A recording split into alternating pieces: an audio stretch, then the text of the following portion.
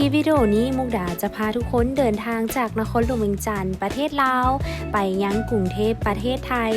และมุกดาเดินทางไปเฮ็ดอีหยังนั้นไปติดตามพร้อมๆกับมุกดากันเลยเป็นการเดินทางมากรุงเทพครั้งทำอิฐไปเบิ่งภาพบรรยากาศตั้งแต่มื้อออกเดินทาง EP ทำอิฐพร้อมๆกับมุกดากันเลยฝากทุกคนกดไลค์กดแชร์กด Subscribe เป็นกำลังใจให้กับมุกดาอยู่ในกรุงเทพเด้อพี่น้องกราบสวัสดีทุกคนต้อนรับเข้าสู่ซ่องมุกดาสาวเส้นกว่างชาแนลคลิปวิดีโอนี้มุกดากับอันนี้สาวสาครทุกคนจือบอคนเก่าคนเดิมเนาะผู้ใดเนี่ยเป็น FC สาวสาครนะคอมเมนต์บอกมุกดาได้เด้อเดี๋ยวคลิปวิดีโอนี้มุกดาจะพาทุกคนเดินทางแต่นครหลวงเวียงจันทร์ไปกรุงเทพทุกคนแต่ว่าจะบ่ได้เดินทางด้วยเครื่องบินเนาะจะเดินทางด้วยรถนั่นเองทุกคนป้าสิจากชั่วโมงเนาะจึงสิฮอดเนาะทุกคนเนาะเดี๋ยวไปเบิ่งพร้อมๆกันในการเดินทางครั้งนี้เนาะพี่น้องคนใดที่ว่ารอถามว่ามุกดาคิดตัวมุกดาว่าสิไปกรุงเทพมุกดาบ่ไปจักเทื่อเดี๋ยวคลิปนี้เนาะไปเบิ่งน้ำกัน เป็นกำลังใจให้กับมุกดากับสาวสาครเด้อทุกคนตอนนี้แมนกำลังเดินทางที่จะไปด่านเนาะไปด่านกับข้ามด่านไปประมาณแป๊บนึงก็ฮอดแล้วนะทุกคนแล้วก็รอท่าขึ้นรถอีกในช่วงตอนค่ำเนาะประมาณ1 ทุ่มเนาะทุกคนเนาะบ่ฮู้คือกันว่าถูกบ่ทุกคน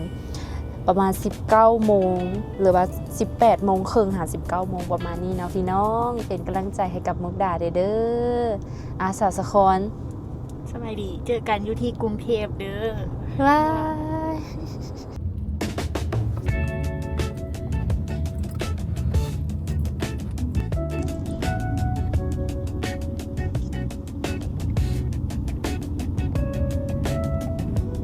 เย้มาฮอดแล้วที่ด่านขวามิตรภาพลาวไทยแต่ว่าตอนนี้อยู่ฝั่งลาวนั่นเองเนาะพี่น้องอันนี้ก็เครื่องที่เขาเอาไป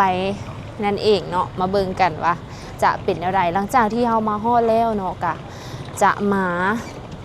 กอกเพื่อผ่านด่านข้ามไปฝากนั่นเองเนาะทุกคนเนาะนี่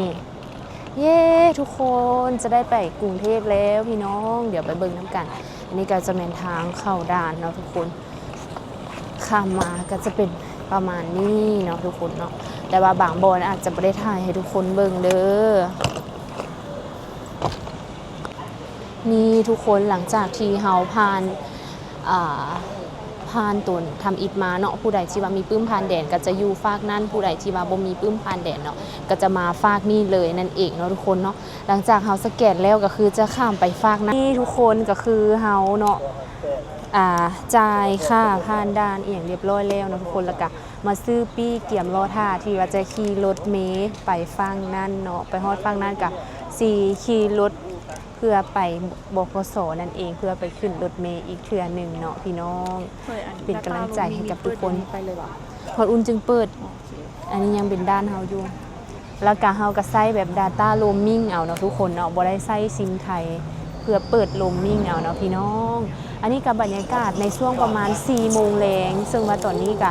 คนกำลังไหลกันมาแต่ว่ามื้อนี้หันเป็นมื้อที่บ่เป็นมื้อพักเวียกพักกะเนาะก็เลยว่าคนบ่หลายปานใดเนาะพี่น้องมาเบิ่งกันว่าเฮาไปกรุงเทพครั้งแรกจะเป็นแนวใดเนาะพี่น้องเนาะ ก่อนที่ว่าจะไปฟังนั่นเนาะมุดาก็ได้ลงทะเบียนออนไลน์ก็คือลงทะเบียนคนเข้าเมืองออนไลน์ว่าเฮาไปพักอยู่ไสไปเฮ็ดอีหยังแบบนี้เนาะเพราะว่าจะให้มีการลงทะเบียนออนไลน์ก่อนที่พวกเราจะข้ามไปฟังนั่นเองผู้ใดที่จะไปก็ต้องได้ลงทะเบียนก่อนเนาะหรือว่าไปให้เพิ่นลงทะเบียนอยู่ในหันก็ได้เนาะพี่น้องบ่ว่าจะข้ามไปทางนี้หรือว่าทางเครื่องบินแบบนี้เนาะพี่น้องนี่ไปเกี่ยมท่ารถเพื่อว่าจะเดินทางไปฟังนั่นน้ำกันข้ามมาแต่ฟังลาวแล้วเนาะทุกคนก็มาขึ้นรถเมล์กำลังที่จะข้ามด่านไปฟังนั้นนั่นเองทุกคนเนาะนี่กระเป๋าก็เอาไว้อยู่ติดตัวแบบนี้เลยพี่น้องนี่แล้วก็นั่งแบบนี้เนาะบุเดียวก็ฮอดแล้วทุกคนประมาณ5 นาทีหรือว่า10 นาทีประมาณนี้เนาะทุกคนเนาะคนกับมื้อนี้กับคนบ่หลายปานใดเนาะเพราะว่าบ่ได้เป็นช่วงมื้อพักแน่พี่น้องเป็นช่วงที่ว่าเป็นมื้อเฮ็ดเวียกเฮ็ดงานแน่เนาะพี่น้องเนาะไปฟังนั้นนำกันพี่น้อง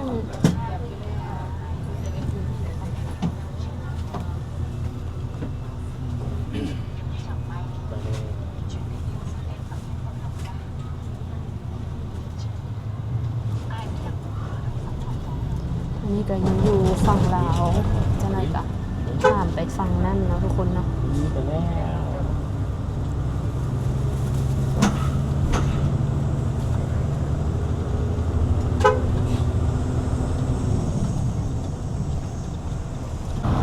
นี่ทุกคนข้ามน้ำก่อนแล้ว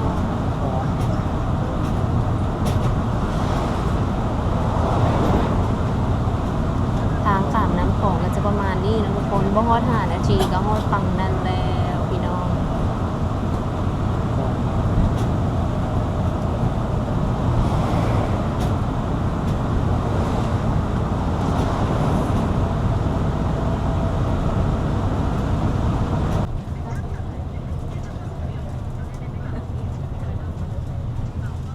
หมดแล้วทุกค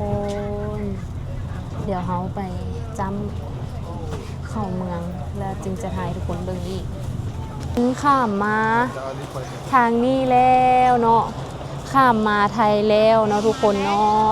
แต่ว่าบ่ฮู้ว่าอินเทอร์เน็ตได้บ่ทุกคนยังบ่ได้เปิดโรมมิ่งเบิ่งเนาะทุกคนเนาะเดี๋ยวจะไปจำกาคนเข้าเมืองแล้วก็สิข้ามไปฝากนั่นเนาะพี่น้องป้า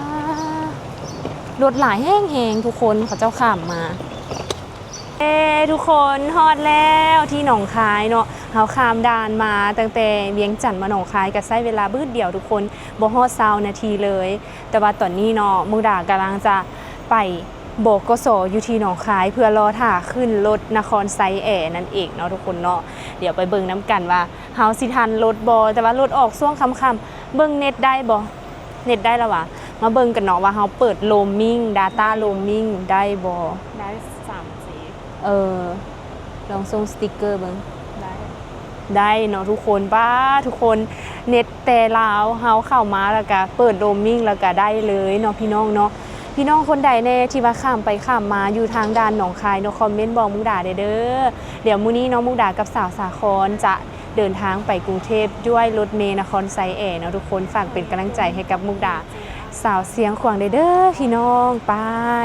นี่บรรยากาศอยู่ไทยเนาะค่อนข้างที่จะร้อนหลายเนาะพี่น้องแต่ว่ามันร้อนกับบ่ได้ร้อนขนาดนั้นเนาะทุกคนแต่ก็ร้อนหลายกว่าอยู่นครหลวงเวียงจันทน์เนาะพี่น้องเพราะว่าอยู่นี่นะมันเป็นบ่ค่อยมีต้นไม้ได้เนาะทุกคนเนาะถ้าอยู่กรุงเทพน่าจะร้อนหลายกว่านี้เนาะทุกคนนี่เดี๋ยวเราจะมาเอิ้นตุกๆกันเพื่อไปนครไซแอร์ที่จริงเราเอิ้นแก๊ปก็ได้เนาะแต่ว่าไปเอิ้นตุกๆดีกว่ามันง่าย น่าจะราคาซ้ำๆกันเนาะทุกคนเนาะราคาซ้ำๆกันและคิดว่านะหนองคายนี่ก็สาวสาครป้าอากาศร้อนทุกคนร้อนจนไหม้เลยเนาะทุกคนเนาะ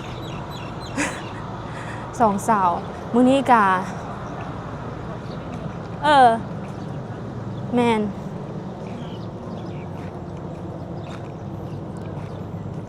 ฮ้อนแหงเนาะทุกคนมาอยู่เซเว่น หอม จะไปซื้ออยู่อุ่น ได้ซื้อๆว่า ซื้อน้ำแบบซาๆกินก่อนเนาะทุกคนอยู่เซเว่นอยู่หนองคาย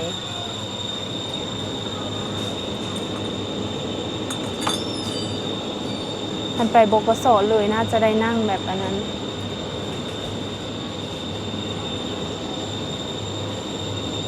กินวิตามินซีเนาะทุกคนไม่เอาดีกว่าเอาน้ำอะไรดีอะ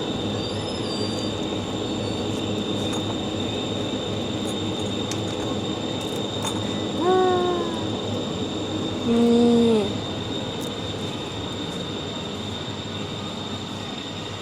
กินอะไรเพื่อนน้ำดื่มคนกำลังเดินทางไปบกสนั่นเองทุกคนเนาะก็คือ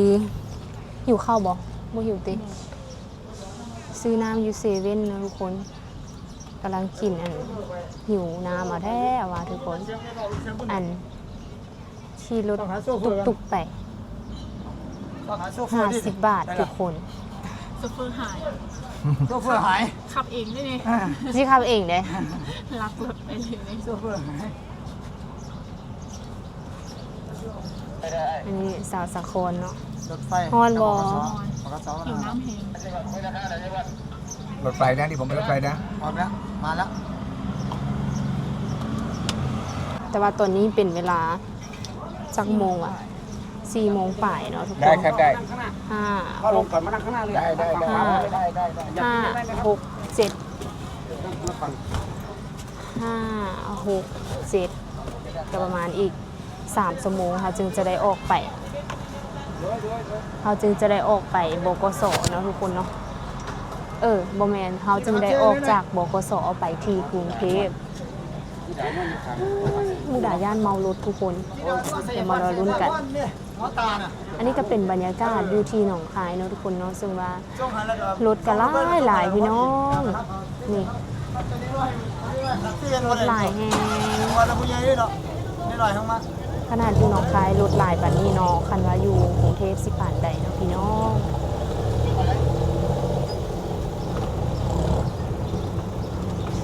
คักเลยบรรยากาศเนี่ย ออนออมไปทางนี้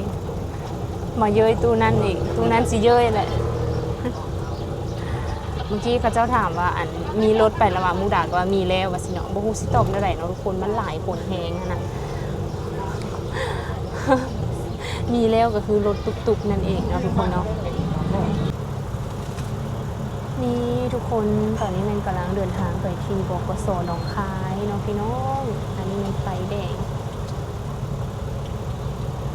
ตอนนี้เป็นเวลาประมาณ 16:30 นาทีอากาศร้อนๆพี่น้อง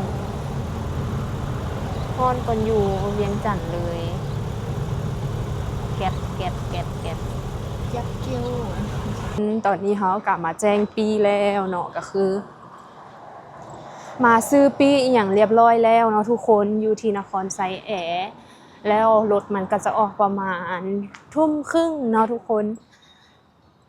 รถจะออกประมาณ 20:30นั่นเองเนาะพี่น้องอ่ะอยู่ใส่ละ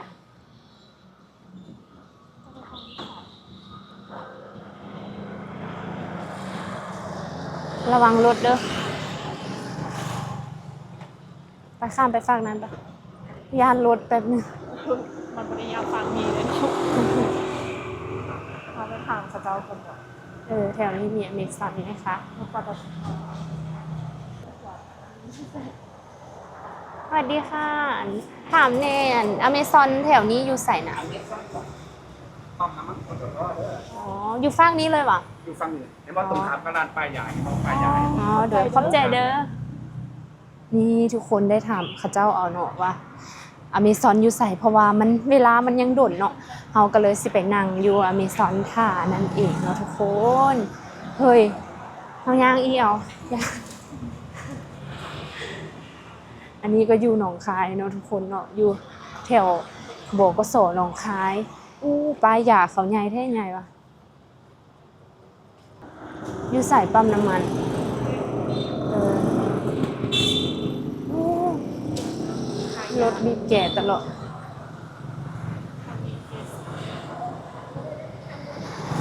ขนาดออกบ้านแดด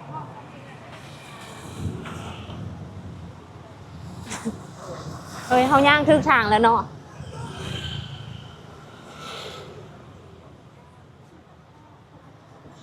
คนใส่น้ำมันก็หลายพี่น้องไปดูเขาเรียนคิวใส่น้ำมัน แต่ว่าโบหลายเท่าอยู่ลาวพี่น้อง เวลาจนเต็ม หากระเห็น คนเรียนคิวใส่น้ำมันอยู่ที่หนองคายเนาะพี่น้องเนาะแต่ว่าอยู่ลาวนะเอาอะไรเพื่อนหอดแล้วทุกคนอเมซอนอยู่ที่หนองคายเนาะมานั่งถ่ายอยู่นี่ประมาณ2 ชั่วโมงแล้วเราจึงกลับเข้าไปทางด้านในเนาะพี่น้องนี่อันนี้ก็จะเป็นทางด้านหน้าเคาน์เตอร์นั่นเองนะพี่น้องจ่ายเงินบาทแล้วกี่บาท70 บาทเนาะได้เงินเหรียญน้อยแล้ว เก็บยากแล้วเงินเหรียญน้อยนี่ทุกคน70 บาทนั่นเองมุกดายังบ่อยากเนาะทุกคนเนาะยังอิ่มน้ำอยู่แล้วกันยังบ่อยากเถื่อ อเมซอนอยู่ไทยนี้เนาะทุกคนแซ่บบ่แซ่บ70 บาทเนาะทุกคนนะสาเขียวเนาะทุกคน อันนี้ก็นางท่ามาประมาณ30 นาทีแล้วเนาะอีกจังหน่อยก็ประมาณ18 โมง18 โมงครึ่งเนาะ18 โมงไปเราจึงจะออกไปนั่นเองเนาะพี่น้องแต่บ่ฮู้ว่าจะไปกินข้าวอยู่ไสก่อนเนาะเพราะว่าย่านหิวข้าวก็เลยว่าสิไปหาเวซอกกินข้าวอยู่แถวนี้นั่นเองเนาะพี่น้องเนาะว้าอยู่พี่เพิ่นก็นี่ทุกคนเรียนคิวกันใส่น้ำมันเต้อยู่ทางนอกนะแต่คล้ายๆอยู่ลาวคือกันได้นี่นะทุกคนนี่ทุกคนอยู่ที่หนองคายนะคะ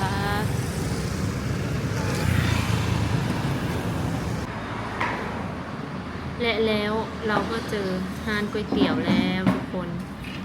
ร้านก๋วยเตี๋ยวเฮือนั่นเองเนาะสั่งเป็นก๋วยเตี๋ยว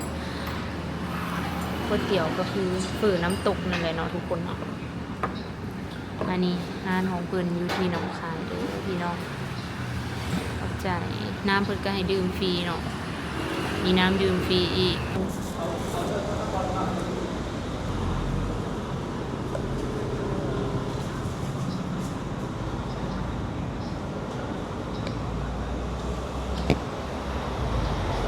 ซิมน้ำกันเด้อทุกคน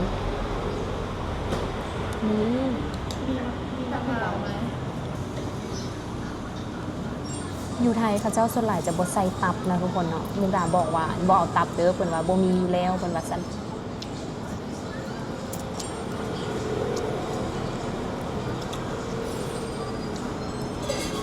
อร่อย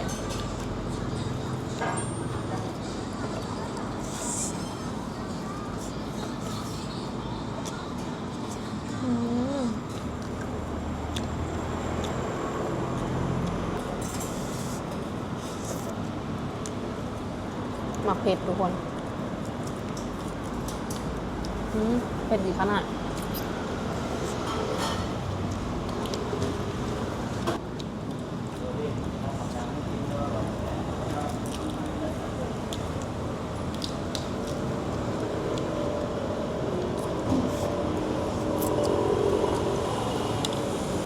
ลูกชิ้นเด้งดึงพระเจ้าว่าชาวชายคนชอบกินผัก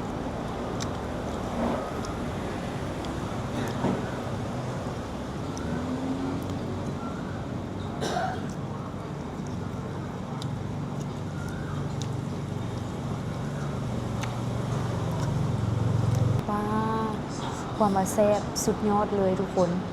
กินจนหมดเลยเหลือลูกชิ้นลูกเดียวแซ่บแห้งเนาะพี่น้องอันนี้มันเฟือเนื้อที่หนองคายคือมุกดาคันว่ามาอุดรมาหนองคายต้องกินเฟือเนื้อคือมักแห้งพี่น้องแล้วก็น้ำกาแฟอีกพี่น้องนี่ทุกคนกินแล้วอันนี้กระเป๋าเงินนะทุกคนมาไล่เงินกันมันจะตกก็ได้ไล่เงินให้เน่คิดตังค์ได้ด้วยค่ะ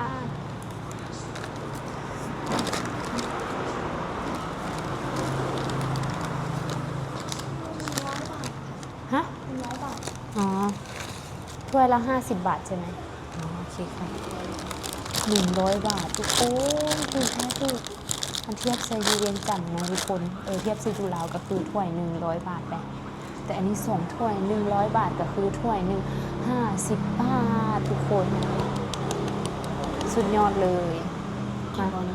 กูได้น้อยนึงได้ละกูมากินเลยกันแล้ว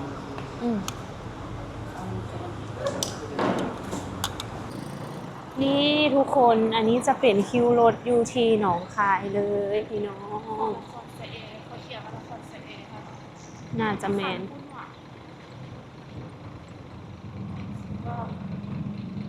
เราก็จะไปขึ้นรถนับกันบ้านมื้อนี้เนาะตั้งแต่สวยจนฮอดตอนนี้เนาะทุกคนเนาะ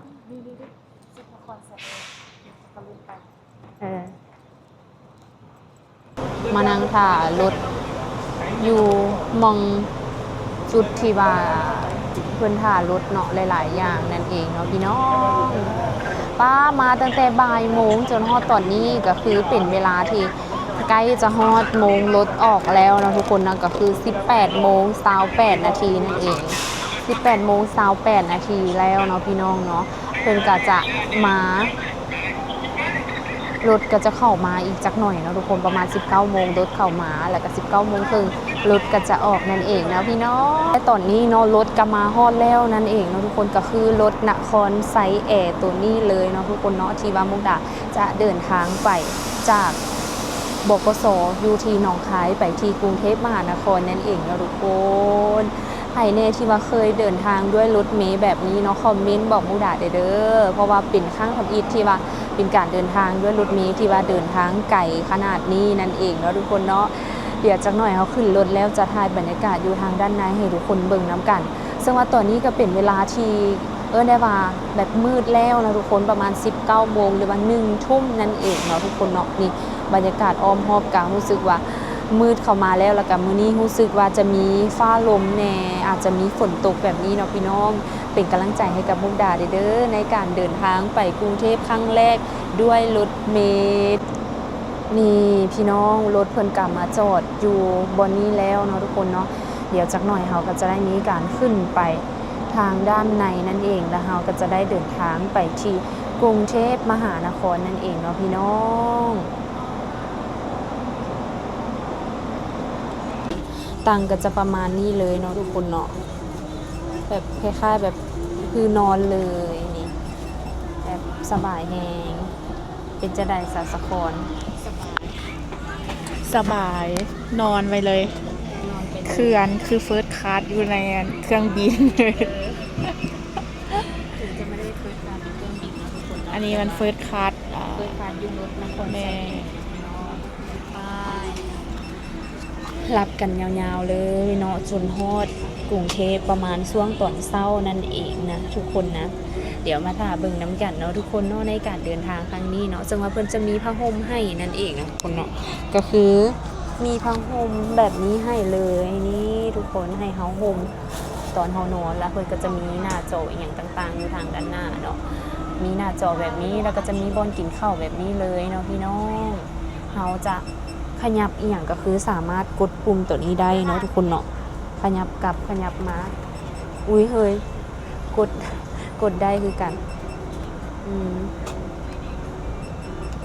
สามารถกดยูนี่ได้เลยนั่นเองเนาะทุกคนเนาะก็จะมีปุ่มน้อยๆอยู่ทางข้างนั่นเองเนาะพี่น้องทุกคน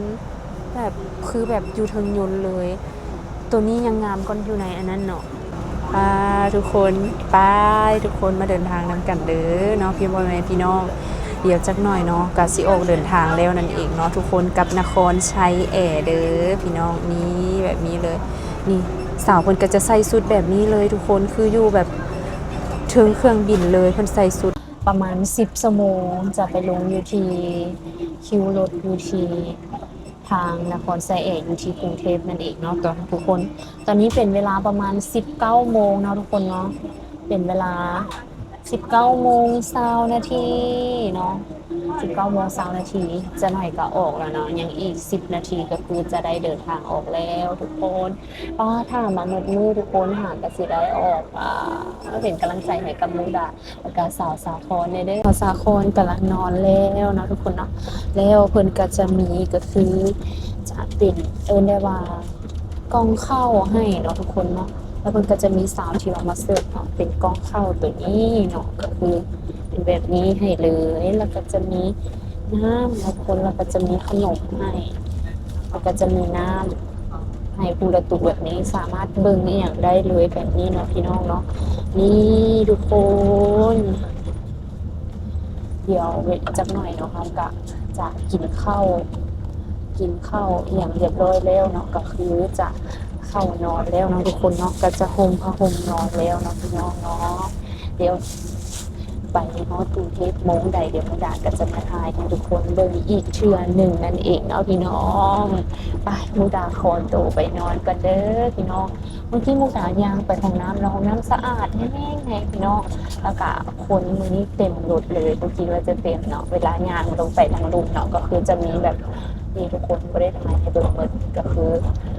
คนเต็มเลยอยู่ทางด้านลุมนะทุกคนนะแล้วก็รถโบคิวเลยก็คือ สะดวกสบายนะทุกคนมุกดาขอตัวไปนอนกันเลยแล้วพบกันที่กรุงเทพมหานคร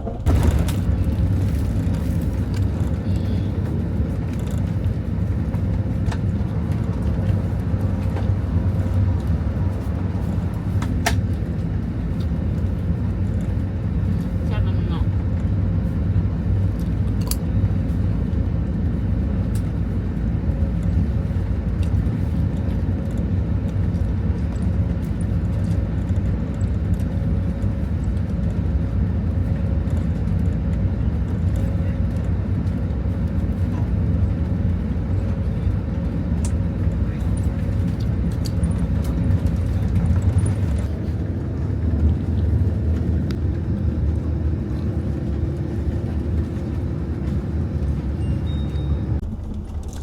นี่ทุกคนแล้วเฮากะฮอดแล้วนั่นเองเนาะทุกคนตอนนี้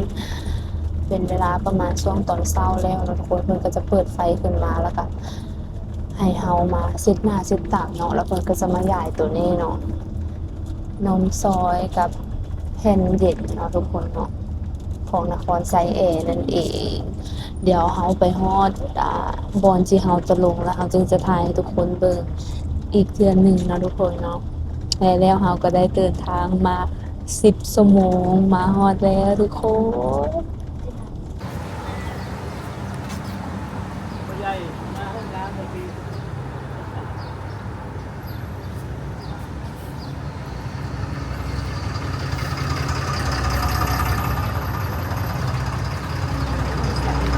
หลังจากที่มุกดามาฮอดแล้วมุกดาก็นั่งรถมาที่โรงแรมแล้วก็พากันออกประจนภัยกันเลย